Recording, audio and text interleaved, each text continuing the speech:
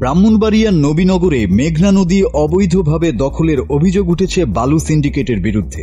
রাত নামলেই চরলাপাং, মানিকনগর ও সাহেবনগর এলাকায় শতাধিক ড্রেজারের শব্দে পরিবেশ থমথমে হয়ে ওঠে। কোটি কোটি টাকার বালু লুটের সঙ্গে জড়িতরা প্রায়ই অস্ত্রের মহড়া চালায় এবং প্রতিবাদকারীদের উপর গুলি ও হামলার হুমকি দেয়। আমাদের বাড়িঘর সব নদীতে বিলীন হয়ে যাচ্ছে। আমি আপনার দৃষ্টি আকর্ষণ করছি, আমাদের এই অবৈধ ড্রেজার বন্ধ করার জন্য জোর দাবি রাখছি। আমরা গত অনেক বছর ধরে এই যুদ্ধ করে আসছি, এই সন্ত্রাসীরা বালু কাটতে আছে। অভিযোগ উঠেছে নাসিরাবাদের সাখাওয়াত হোসেন পাওয়েলের মালিকানাধীন মেসার্স সামিউল ট্রেডার্স সরকারি বালুমহল প্রায় 9 কোটি টাকায় ইজারা নিলেও তারা নিয়ম নীতির তোয়াক্কা না করে দিনরাত নদী থেকে বালু উত্তোলন করছে। ইজারার শর্ত লঙ্ঘন করে বালু উত্তোলনের ফলে নদী ভাঙনের ঘরবাড়ি, মসজিদ, মাদ্রাসা ও ফসলি জমি বিলীন হচ্ছে। স্থানীয়রা বিষয়টি জেলা প্রশাসক, নবীনগর ইউএনও এবং থানায় লিখিতভাবে জানালেও কোনো প্রতিকার পাওয়া যায়নি। এমনকি উপজেলা নির্বাহী কর্মকর্তা সন্ত্রাসীদের ভয়ে মোবাইল কোর্ট পরিচালনা করতে পারছেন না। মোটামুটি যারা আমরা প্রশাসনের কাছে, প্রশাসনিক যত দপ্তর আছে আমাদের জেলাতে, উপজেলাতে প্রত্যেকটা দপ্তরে আমরা এই ব্যাপারে আলাপ করছি। আলাপ করার প্রত্যেকটা দপ্তরে আমরা স্মারকলিপি জমা দিছি। ইউনো মহোদয়ের কাছে, এসিলেন্ট মহোদয়ের কাছে, আমাদের ওসি স্যারের কাছে, এসপি স্যারের কাছে, এসপি স্যারের কাছে, ডিসি স্যারের কাছে, সবার কাছে আমরা স্মারকলিপি জমা দিছি। এখন পর্যন্ত প্রশাসন কোনো ধরনের অ্যাকশন নেই, কোনো সাড়া দেয় নাই। এর প্রতিবাদে গত 18 আগস্ট চরলাপাং গ্রামের শতাধিক বাসিন্দা প্রেস ক্লাব চত্বরে মানববন্ধন করেন এবং উপজেলা নির্বাহী কর্মকর্তার কাছে একটি লিখিত অভিযোগ জমা দেন। মানববন্ধনে পশ্চিম ইউনিয়ন পরিষদের চেয়ারম্যান নূরে আলম নূর আজম, ইউপি সদস্য জীবন মিয়া, নিয়াজুল্লাহ, সাইদ, আবু সিদ্দিক, কামাল মিয়া এবং সুক্কু মিয়া সহ আরো অনেকে উপস্থিত ছিলেন।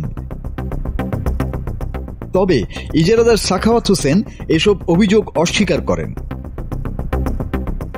নবীনগর উপজেলা নির্বাহী কর্মকর্তা রাজীব চৌধুরী দ্রুতই যৌথ বাহিনী নিয়ে অভিযান পরিচালনা করার কথা জানান। তারা যে ডিমার্কেটেড এরিয়া, সেই এরিয়ার বাইরে গিয়ে তারা বালু উত্তোলন করছে এবং আজকে একটি মানববন্ধন হয়েছে এবং আমার অফিসেও তারা মিছিল নিয়ে এসেছিল বিক্ষোভ জানানোর জন্য।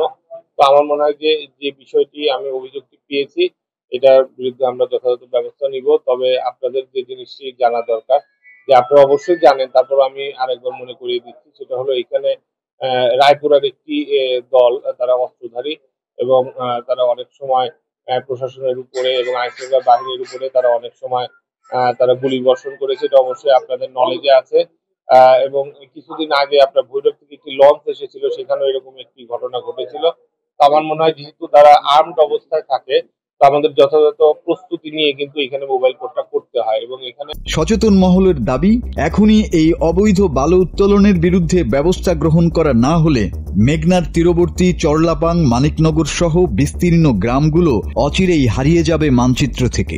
এই নদীর মেঝে যে বাঙ্গুনি যে ভাঙতেছে, এইভাবে মাটি কাটতে কাটতে মানে আমরা শখ হয়ে যেতেছে।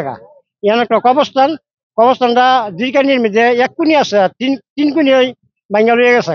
মালিক যদি তারা তুলে, তাহলে আমাদের এই বান্ডা কোনো অস্তিত্ব থাকবে না, এটা এবং বিপজ্জনক।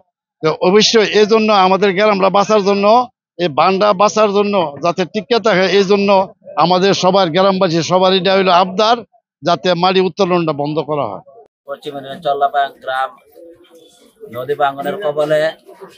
আমাদের অর্থ উপদেষ্টা উনি কয়েকদিন আগে আমাদেরকে জিও ব্যাগ দিয়েছেন।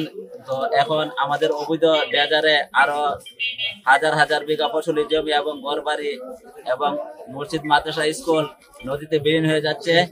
আমরা প্রশাসনকে অবগত করেছি, আমাদের ইউনো মহোদয়, এসিলেন্ট মহোদয় সকলকে অবগত করেছি। ওনা একটা কথাই বলে যে আমরা প্রস্তুতি নিচ্ছি এবং আমরা তাদেরকে কিভাবে ধরব সে ব্যবস্থা নিচ্ছি। কিন্তু আমরা আজকে 3 আগস্টে আমরা একটা অভিযোগ করেছে এবং আমিও তাদেরকে জানাই, কিন্তু আজকে হলো 18 তারিখ, কিন্তু 15 দিনের ভিতরেই আমরা কোনো সহযোগিতা পাচ্ছি না। তো আমার কাছে একটাই বিনীত আবেদন আমাদের ডিসি মহোদয়ের কাছে এবং আমাদের অর্থ উপদেষ্টা এবং যারা আমাদের নবীনগর উপজেলা সর্বস্তরের উপদেষ্টা আছেন, সকলের কাছে একটাই অনুরোধ, আমার পশ্চিম ইউনিয়ন এলাকাবাসীকে বাঁচান।